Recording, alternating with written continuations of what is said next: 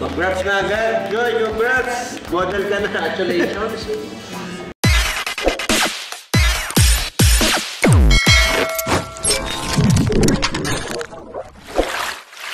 Okay guys, isang mapagpalang umaga, tanghali, gabi po sa inyo lahat. Sana po ang lahat ay nasa mabuting kalagayan at ligtas po sa anumang kapahamakan. Saan man po kayo dako ng mundo naroroon. Ako po muli ang inyong lingkod, Maestro 21 TV. At sa ating video ngayong araw na ito mga kalingap ay tayo muli po ay magbibigay po ng ating komento, kuro-kuro, opinion at reaction po tungkol nga po dito sa naganap po na launching.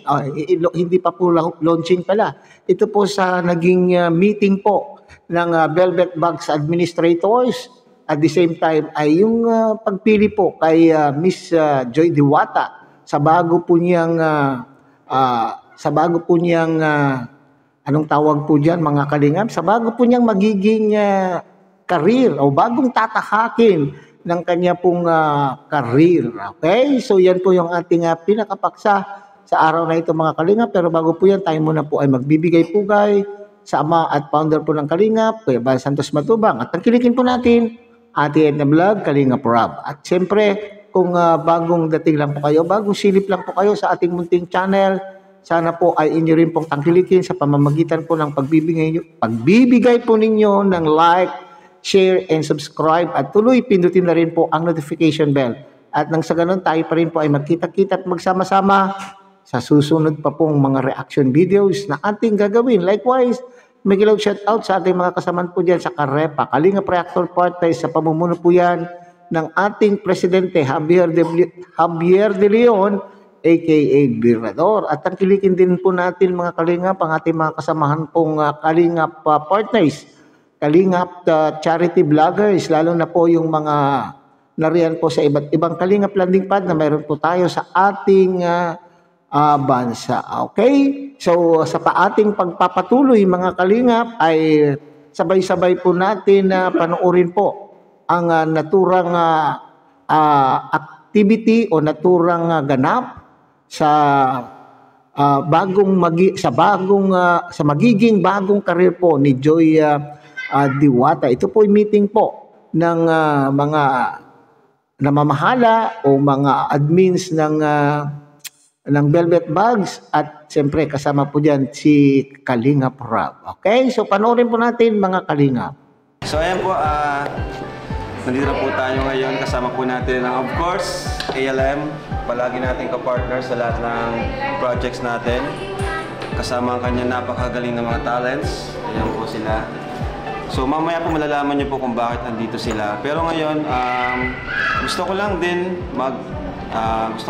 i-appreciate and acknowledge din ang effort ni Joy. Kaya nandito siya ngayon kasi siya din yung napili namin nila Tito Jun para sa project na ito. Yun nga, galing sama ko kanina siya yung fit sa project na ito. And mamaya malalaman niya, di pa niya alam lahat. Kumbaga wala pa siyang idea. Kinakabahan ka? Ano nararamdaman mo? Na-excite po. Na-excite ka? Ano pa? Masaya. Masaya. Ano yung feeling na ikaw yung napili ng Velvet Bags? Masaya pa, tas na-excite kasi ako po yung napili na dito sa project na to. Yun, palapakan natin. Proud lang ako kay Joy kasi kahit wala siyang ka-love team, di ba? Solo na lang siya ngayon. Pero pinakita niya na kaya niya yung sarili niya. Sa business namin, sa Velvet Bags, pinakita niya na yung pagiging professional niya, yung dedication niya, yung kumbaga yung sipag at tiyaga na kaya niyang gawin ang bagay na ito kahit solo lang siya. At nakita ko rin yung improvement niya, yung pag-level up niya. Nakita ko kay Joy yun kasi ito si Joy, kilala ko na to eh. So siguro sa mga nangyari no, sa Kalingap, kaya grabe, natutuwa ako. Ang bilis ng panahon, 3 years na siguro siya sa Kalingap. At nakita ko yung niya, yung progress, yung pag-level up niya as a person. So yan, hindi ka papapain. Gusto ko lang di marinig yung gustong sabihin ni Tito Jun as chairman po ng Velvet Bags. Ayan po. Marami po tayo ngayong agenda sa meeting natin at yun, surprise po yan para sa inyo. lahat po ng mga ginagawa namin na management, ano po, ako, si Dean, si Kalinga Prab, and Jack ay para po sa lahat po ng mga ka-sold out namin. So, abangan po ninyo yung sinasabi kanina na project ni Joy. Surprise po lahat ng Joynatics. Super excited ako kay Joy kasi talagang nakikina-visualize na namin, na-vision na namin yung magiging outcome from the photography sa, baka makasabi ako. And I mean, na-imagine ko na she's the perfect face for our new project. So ayan, ito kasing project natin is meron ang Velvet Box na bagong product. Palapakan naman natin. Yes! Excited! Bagong product. So, ayan, siguro si Boss Alvin na yung mag-explain kung ano yung mga gagawin natin. Let's go! Dito tayo ngayon sa meeting para pag-usapan po yung gaganapin na launching ng kauna-unahang release po ng Velvet Box Watch. Ano po? What? Ito po ay smartwatch, ang unang pasabog ng Velvet Box. At handa po yan makipagsabayan sa mga existing na established na brand pagdating po sa smartwatch. Ano po, yung features po niyan, yung itsura niyan, yung specification po niyan ay asahan po ninyo na i-release natin this coming September 28 po sa Jack's and Rabay Resort at 3 p.m. At abangan niyo rin po yung mga special guests natin na naimbitahan po namin ng management. May launching pala. May launching tayo. Grabe.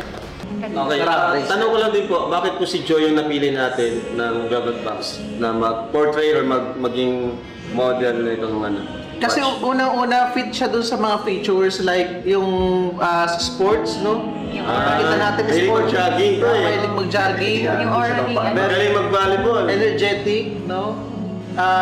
Fit sa kanya yung mga features ng smartwatch. Congrats na agad, Joy, congrats! Model ka na. Congratulations.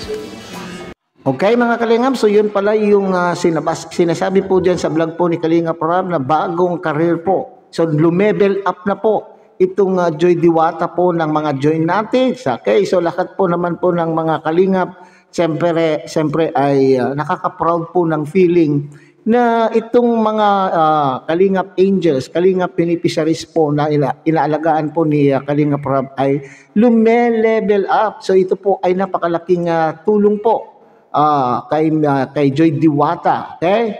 So ito ay swerte-swerte. Ito na po yung naiisip ko tuloy mga Kalingap ay kung mayroon man pong nawala, ay sobra-sobra naman po mga Kalingap ang kapalit. So alam po naman natin yung pangyayari. Lahat po ay naging malungkot. Yun pala ay mayroon naman pong dadating pala na swerte. May dadating po naman pala na ikaliligaya po ni Joy Diwata. So kinakailangan lang pala mga Kalingap ay marunong po tayong maghintay. Okay? So dadating ng panahon na siya naman po ang mapagbibigyan. So kaya nga sinasabi po dyan ni Kalinga Prab, mga Kalinga pa, ina-appreciate po niya yung effort, yung mga ipinapakita, yung effort at ipinapakita pong sipag po ni Joy Diwata, mga Kalinga. Kaya kung magsisipag lang po tayo mga Kalinga pala ay tayo naman din po ay mabibiyayaan. Okay? So yan po yung sinasabi. So at the same time, siyempre kung na-appreciate naman po ni Kalinga Prab ni yung effort, yung ipinapakitang sigasig na mabago ang pamumuhay po niya at yung makapag-achieve pa more ay ibinabalik din po natin ang pasasalamat po kay Kalinga Prab bilang parang lumalabas na talent scout o pwede rin po natin sabihin na kung sa showbiz po yan mga Kalingap ay parang tumatay yung manager po ng ating mga Kalingap Angels. Okay? So yan po nga yung sinasabi po natin mga Kalingap ay kung ano man po yung napagdaanan po ni Joy Diwata sa nakaraan ay ito naman po yung sukli o ito naman po yung naging kapalit. Okay, sabi ko nga ito ay napakalaking tulong po sa pag-aaral po ni Joy Diwata mga Kalingap. Biruin mo ay gawin ka pong model, bagamat ito ay local pa lamang, pero malaking tutulong pa rin po kung magkano po kung siyempre may talent fee po yan mga kalingap. So malaking dagdag po yan sa pangangailangan po sa kanya pong pag-aaral. So ibig sabihin yung pong gagastusin na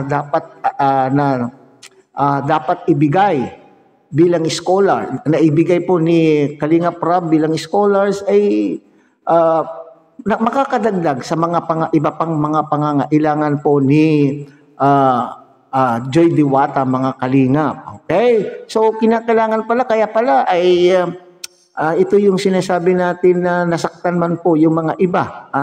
Nasaktan man po kayo at nalungkot po kayo at nakidamay po kayo kay Joy Diwata na kayo po na siya po ay dumaan sa ganoong sitwasyon, pero ito naman po ang lumabas, yung isang biyaya. Hindi lamang po yan, yung biyaya na yan ay dagdag pa po yan yung biyaya ng mga titos, titas, mga nanay-nanayan, tatay-tatayan po ni Joy Diwata na nagmamahal po sa kaya, solid na nagmamahal po, di po ba?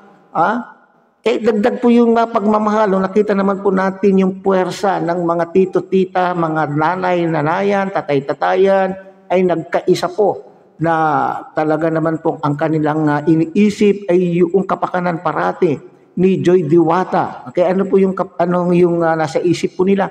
Ay gusto po nilang masiguro mga kalingap na itong si Joy Diwata ay makatapos ng kanya pong pag-aaral na hindi nahihirapan. So napakarami pong pagmamahal na ibinibigay po ng mga supporters na ito. So sana ay tuloy-tuloy pa rin ang kasi sabi po diyan, maski wala ng club team, maski papaano wala ng club team itong si Joy Diwata mga kalingap ay kinuha pa rin, o binibigyan pa rin po siya ng, nandyan pa rin po yung pagpapala. Nandyan pa rin po yung pagpapala. Kaya, swerte talaga po itong si Joy Diwata. At ano daw po yung rason kung bakit si Joy Diwata po ang napili, akmang-akma po kay Joy Diwata kasi sporty yung kanya pong ipopromote na product. At yan po naman po yung katangian po ni Joy Diwata. Sporty naman din po siya at fit. Fit daw po yung features.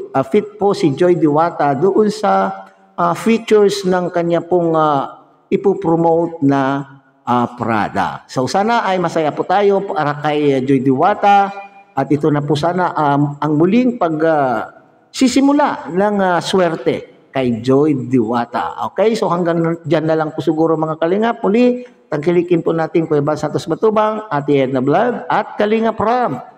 At muli pinapakiusapan po kayo na sana po ay inyo rin pong tangkilikin ang munting channel nito sa pamamagitan po ng pag-like, share, and subscribe. At tuloy pindutin na rin po ang notification bell. At nang sa ganon, tayo pa rin po ay magkita-kita at magsama-sama sa susunod pa pong mga reaction videos na ating gagawin.